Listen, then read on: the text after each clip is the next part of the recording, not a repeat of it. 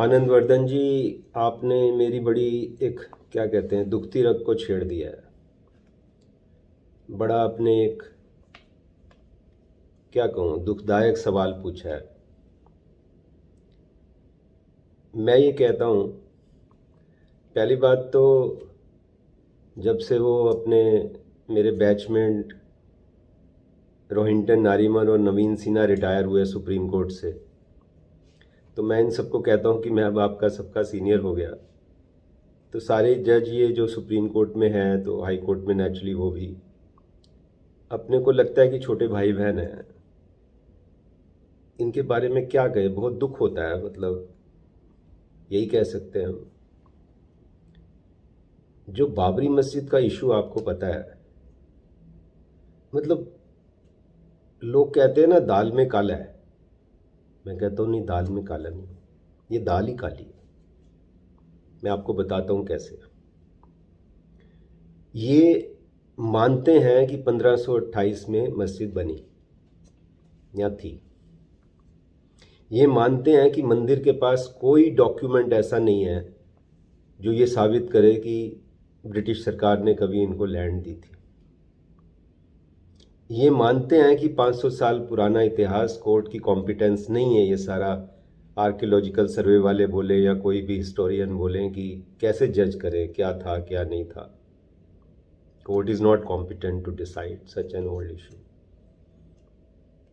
ये मानते हैं कि 92 में मस्जिद डिमोलिश हुई। सोचिए, आम कानून में 12 साल बाद अगर कोई क्लेम करे तो कहते हैं आप साबित करिए। यहां 500 साल बाद उन्होंने कुछ साबित नहीं किया। और एक लैंड डिस्प्यूट है उसमें, आप सोचिए ना, तभी मैं कहता हूं दाल ही काली है। लैंड डिस्प्यूट में आपको 5 जज क्यों चाहिए? क्योंकि 2 जज तैयार नहीं हो रहे थे, हिम्मत नहीं हो रही थी पाप करने को। तो जैसे क्राइम के टाइम लोग इकट्ठे जो होते हैं तब क्राइम होता है ज़्यादा। तो सबने 5 लोग जब मिलके, जो मैं कहता हूँ पाप किया है इन्होंने, खाली जजमेंट गलत नहीं है, it is not only illegal judgement, illegal तो है ही, मैंने आपको ग्राउंड बताया। फिर आपने ये जो सवाल पूछा है कि ऐसे होता है कि 5 लोग, कोई बताते ही नहीं किसने लिखी है, चोर की दाढ़ी में तिनका, यही कहेंगे आप? क्यों नहीं बताते कि किसने लिखी है? और ये जनता को गुमराह करते हैं चीफ जस्टिस। कितनी शर्म की बात है। मैं तभी कहता हूँ बड़ा दुख होता है, छोटे भाई बहन ऐसी जब बातें करते हैं कि जी 5 का फैसला था। 5 का फैसला तो बताओ ना किसने क्या कहा था। ये 5 ने मिलके इकट्ठे बैठ के डिक्टेशन दी थी, ये माने हम कि 5 इकट्ठे बैठ के एक सुर में बोल रहे थे, डिक्टेशन दे रहे थे। 370 में इन्होंने खुद जजमेंट जो लिखी है, 3 के बिहाफ पे इन्होंने लिखी, जस्टिस कौल ने अपनी लिखी, जस्टिस संजीव खन्ना ने अपना व्यू दिया। सारा पता लगा ना किसने क्या कहा है। मैं आजकल अमेरिका में हूं, यहाँ डिसेंटिंग जजमेंट जो होती है वो भी पूरा उसको हाईलाइट किया जाता है कि किसका क्या व्यू था, ये बताया जाता है। People feel proud. जिसकी सेल्फ रिस्पेक्ट होती है, जो ईमानदारी से काम करता है, जो अपना व्यू बताना चाहता है जज, वो ही फील्स प्राउड कि चाहे कुछ भी जजमेंट थी, मेरा व्यू ये था, इतिहास ये कहेगा कि इसने ये किया था। तो ये इतिहास को बताना ही नहीं चाहते। सरासर ये झूठ है, ये बिल्कुल सभी जगह ये लोग ये कहते हैं कि जस्टिस चंद्रचूड़ ने लिखे। तो आप मानो ना, एक पाप करते हो और कायर हो, मानने भी नहीं चाहते। और जो मेरी न्यूज है, अब देखो 5 जजों को जो बात पता है, वो उनके परिवार वालों को, उनके दोस्तों को, तो 100-200 लोगों को तो पता लग गई बात। और जो बात 100-200 को पता लगती है तो पूरी दुनिया में वो कैसे जाती है आपको पता ही है। तो क्यों नहीं बताते? Nation wants to know. Arnab तो इनसे नहीं पूछेगा, उसको स्पेशल बेल देते हैं। Anybody can say nation wants to know. आप बताइए ना क्या किया, क्या आपने क्यों किया, ये पाप क्यों किया है? पूरा एक सेकुलर करेक्टर देश का आपने बर्बाद कर दिया। कॉन्स्टिट्यूशन को डिस्ट्रॉय नहीं किया ओथ लेके, आपने जला दिया। मैं तो ये कहता हूं दुनिया में हंसाई हो रही है, जग हंसाई हो रही है हमारी क्या जजमेंट है। एक क्रिस्टोफर जेफरलर हैं जो फ्रांस के पॉलिटिकल साइंटिस्ट हैं, उनकी बुक पढ़ी है मोदीज इंडिया। क्या लिखा उन्होंने? टोटल सेकुलर करेक्टर डिस्ट्रॉय कर दिया। तब से देश में सांप्रदायिकता बढ़ गई। जो लोग ये क्लेम करते थे हम मंदिर बनाएंगे मंदिर बनाएंगे, तो उनके हाथ में आपने गर्दन पकड़ा दी सारे देश की।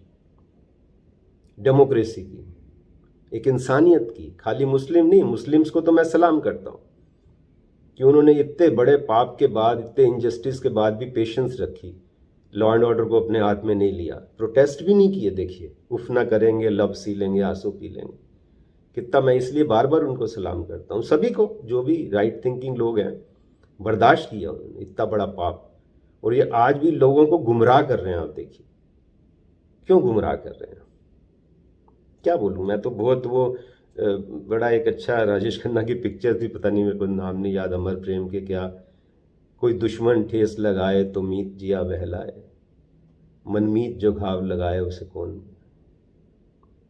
तो आप ओथ लेके, आपने ये ब्रीच ऑफ ट्रस्ट में कहते, तो ओथ लेके आपने विल अपहोल्ड द कॉन्स्टिट्यूशन, आपने उल्टा काम कर दिया। बल्कि इसको कहता हूँ ब्रीच ऑफ ट्रस्ट, तभी मैं कहता हूँ ये ब्रीच ऑफ ट्रस्ट है।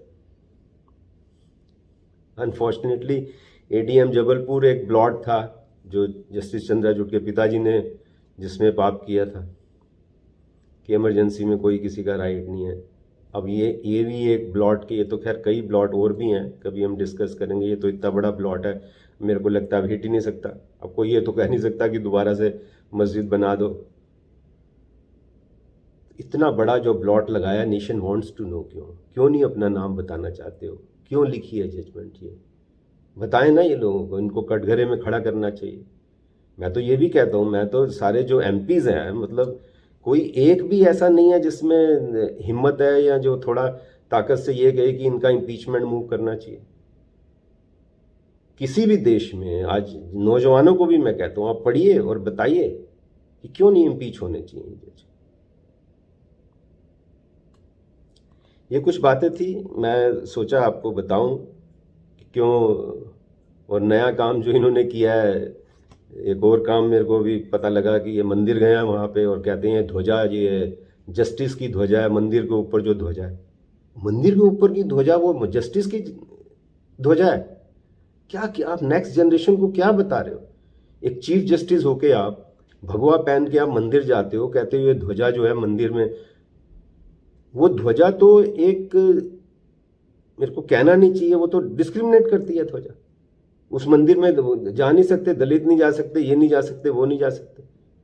आपका तिरंगा झंडे की ओथ ली है आपने, ध्वजा की ओथ नहीं ली है, भगवा कुर्ता पहन के जाने की ओथ नहीं ली है। आप क्या मैसेज दे रहे हो?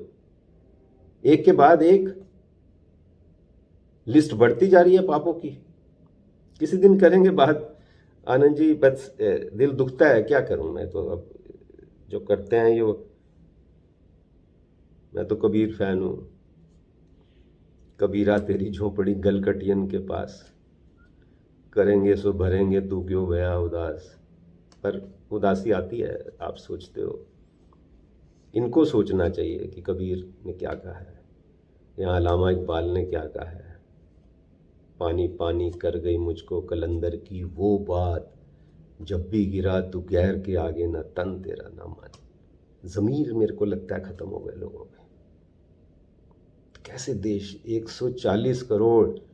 आनंदवर्धन जी, मैं पहले भी एक जगह कहा, आप 15-20 आप शेर बोल रहे हो, बस आप बोलते हो, वानखेड़े बोलते हैं, दीपक शर्मा बोलते हैं, बादशाह सिंह, अरफा खानम, 15-20 यही शेर ही बोल रहे हैं, और शेर नहीं है।